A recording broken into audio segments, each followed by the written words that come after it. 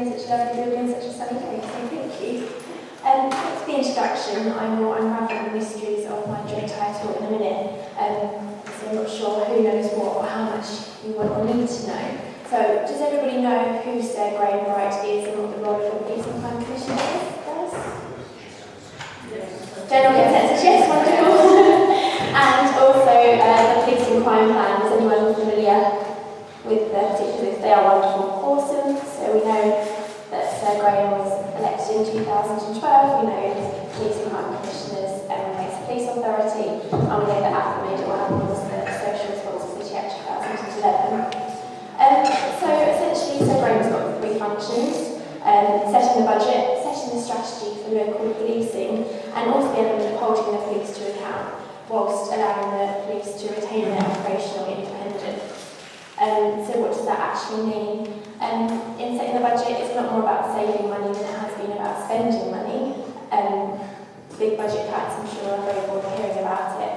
Since 2013, 13.3 million has been saved from the budget.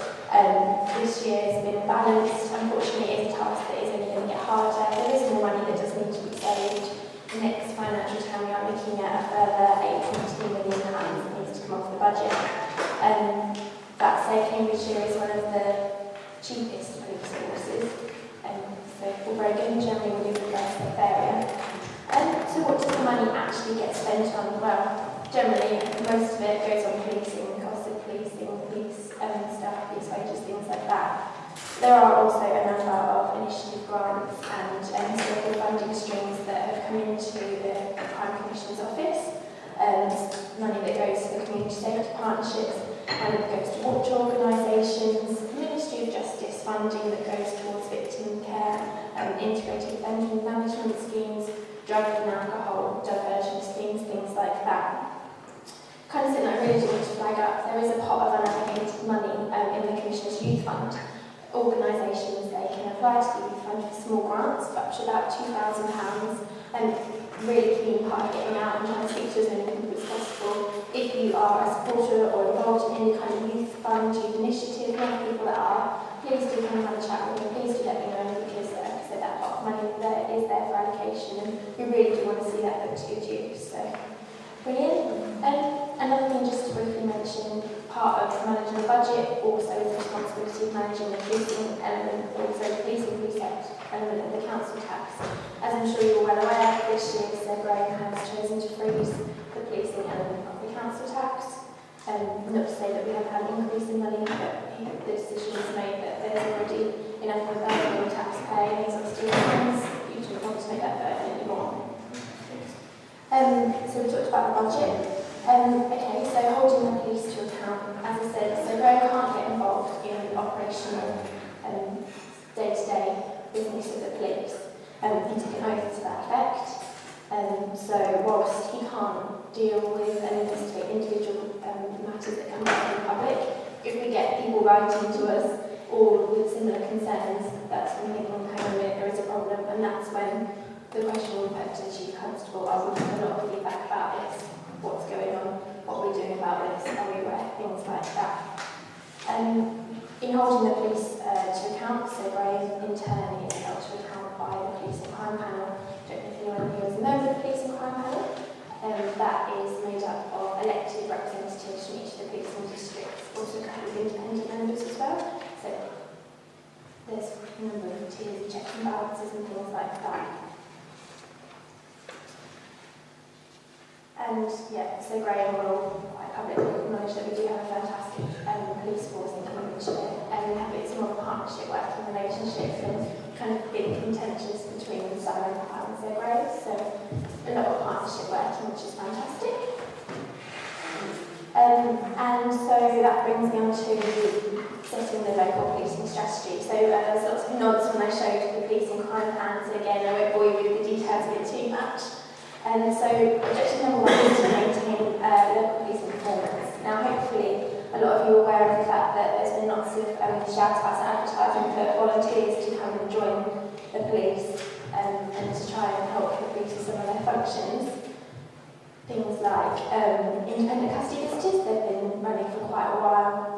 Special constables, big emphasis on trying to recruit and look after special constables. untouchables that we've got, and police support volunteers across the number of elements of policing tasks to be done. The reason for that is not about trying to replace the police force that we've got with volunteers, it's the recognition that we have got less money than we used to have, and there's lots of people out there that are interested in the police, that value the work of the police and want to contribute to the work of the police. So it's all about trying to harness that active citizenship to get people that are increasingly involved and giving them the avenue to be able to do that and to help. There's also some really good feedback that can come from having members of the public involved in policing. Number two, so delivering policing with the available budget. I've already brought you with the figures of what the budget kind of looks like at present.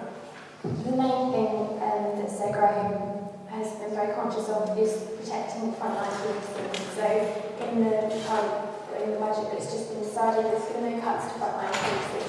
We want to maintain the police that we've got and make sure that the police staff who have got are able to do their jobs as efficiently and as effectively as possible.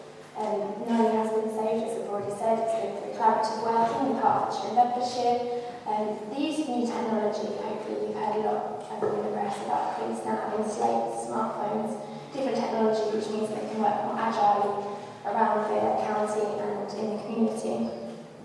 And also just more partnership, working more partnership approaches to problem solving and things like that.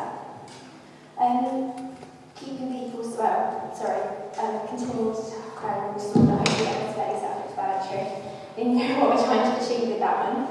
And number four is keeping people safe, so it's all about looking at the community and the society that we're operating within and looking at the most vulnerable people and seeing what we can do to try and keep them safe and make people feel safe living in Cambridgeshire.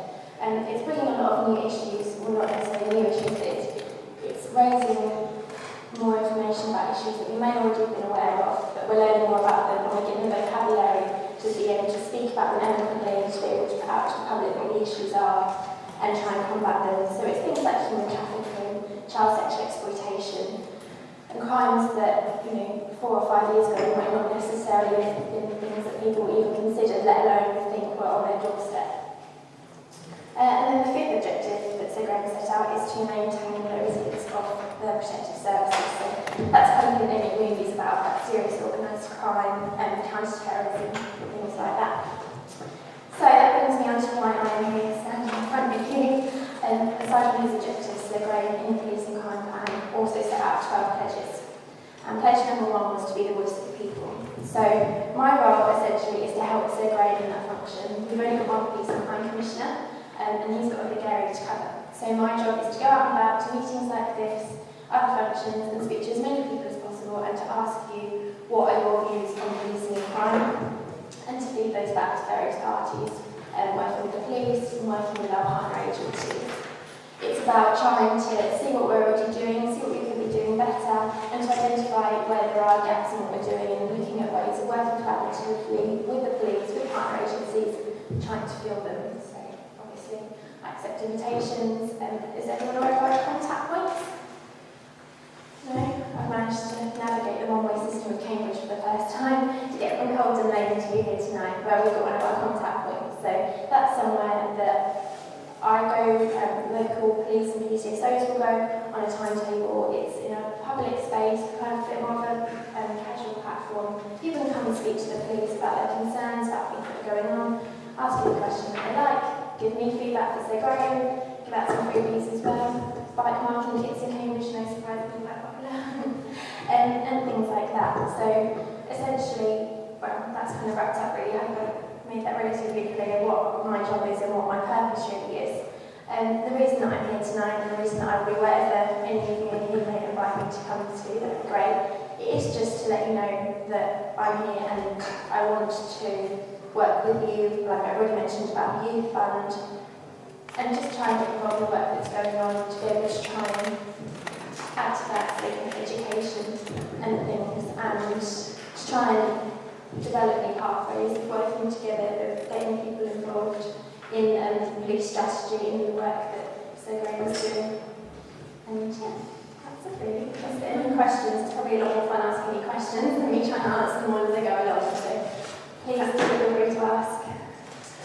Thank you. I have on paper, and I've already seen that hand, sent by Richard Taylor.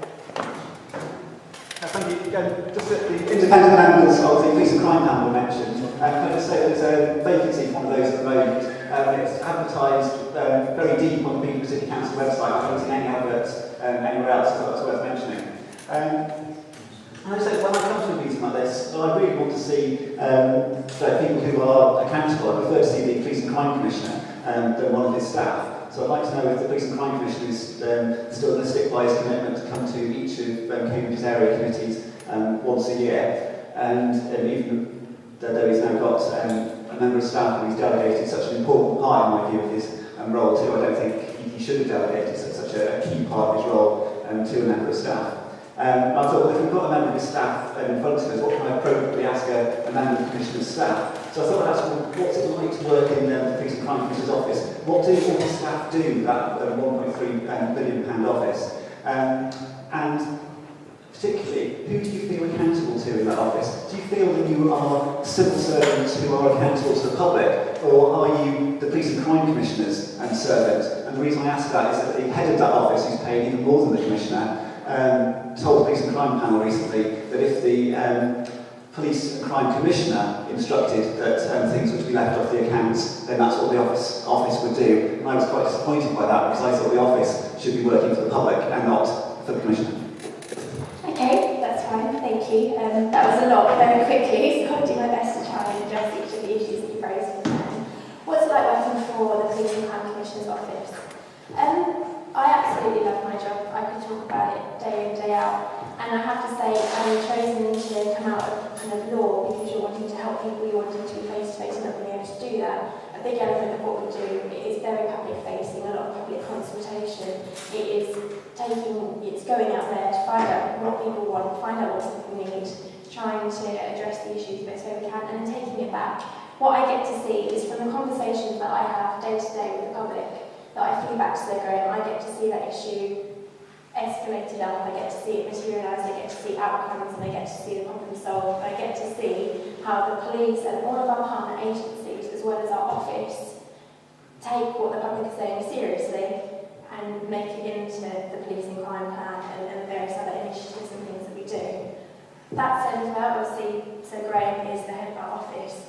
Our office, the people underneath him, so we've got people that work on policy, people that work on strategy, communications. There have been some functions from the constabulary in our office. We've got a head of estates and finances, all in our office for efficiency and to make sure that we've got a Police and Crime Commissioner to do the best job and his office are as efficient as possible.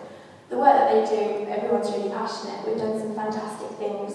Victims Hub just had its 6th birthday. It's helped over 3,000 people in that time, which is absolutely brilliant. And there's things from police cadets, and there's various other schemes that have kind of come up from the needs of Cambridgeshire and trying to direct money and efforts and things where it's needed. Personally, I report to Sir Graham daily, perhaps more if I feel the need. If things come up to report to him, I feel very accountable to Sir Graham, and a big part in him fulfilling his public function of being Police and Crime Commissioner and doing what he was brought in to do under the legislation, which was to bring a more public and accountable focus to the governance of our police force. Could I just reiterate one of Richard's questions though? Yeah, of course. Does Sir Graham intend to come back? He's been to this area committee once since he was elected. And I think in order to be accountable, you need to be visible. And sending somebody to be your representative is quite the same. No, absolutely. And Sir Graham does go out and does do a lot of public functions. As I said, he does go out and do a lot, but there is only one of him. There's many. I think this is my 4th meeting this week. Last week there were 5.